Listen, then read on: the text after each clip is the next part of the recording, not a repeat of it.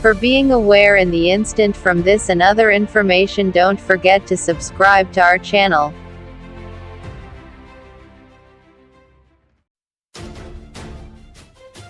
The World Health Organization, WHO, has warned that trolls and conspiracy theories are undermining their response to the new coronavirus. WHO Director General Tadros Adhanom Ghebreyesus told reporters that misinformation was making the work of our heroic workers even harder. More than 34,800 people have been infected with the new coronavirus worldwide, the vast majority in China. There have been 723 deaths in China and 1 death abroad, in the Philippines. Of the 34,598 people infected within China, Dr. Ghebreyesus said almost 25,000 are in Hubei Province, the region where the outbreak was first reported, which has since become the epicenter of the virus. I would also like to speak briefly about the importance of facts, not fear, Dr. Ghebreyesus said. People must have access to accurate information to protect themselves and others. He said misinformation around the new strain, 2019 nCoV, causes confusion and spreads fear to the general public. At the WHO, we're not just battling the virus, we're also battling the trolls and conspiracy theories that undermine our response, he added.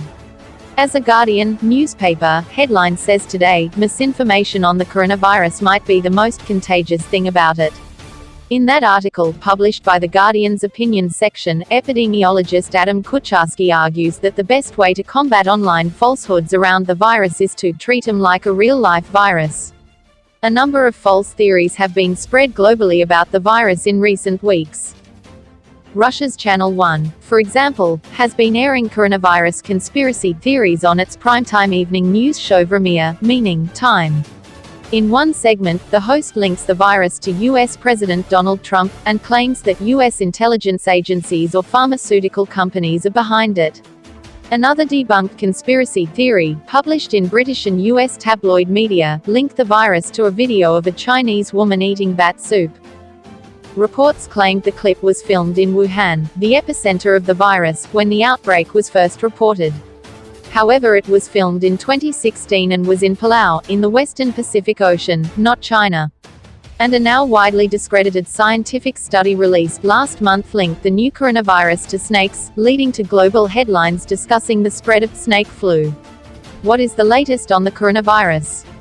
Dr. Ghebreyesus said that the virus is still concentrated in Hubei, and that over the last 4 days there appeared to have been a slight stabilization in the number of cases.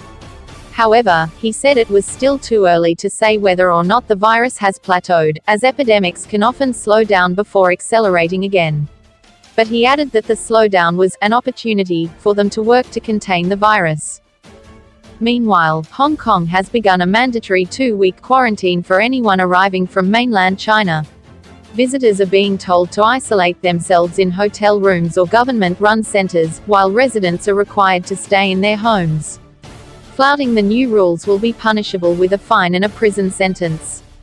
There have been 26 confirmed cases of the virus in Hong Kong. On Thursday, a 60-year-old U.S. citizen, the first confirmed non-Chinese victim of the illness, died in Wuhan's Jinyintan Hospital. On Saturday, France confirmed 5 new cases in its Haute-Savoie region, including a 9-year-old boy, which brings the total of infected people in the country to 11. French Health Minister Agnès Buzyn said all of the 5 new cases were British nationals staying in the same chalet, which had also housed a Briton who had been in Singapore. Their condition is not said to be serious. A further 6 people who stayed at the chalet are under observation. There has also been widespread anger and grief across China over the death of Li Wenliang, a doctor who tried to warn about the new coronavirus. He contracted the virus while treating patients in Wuhan, in Hubei Province.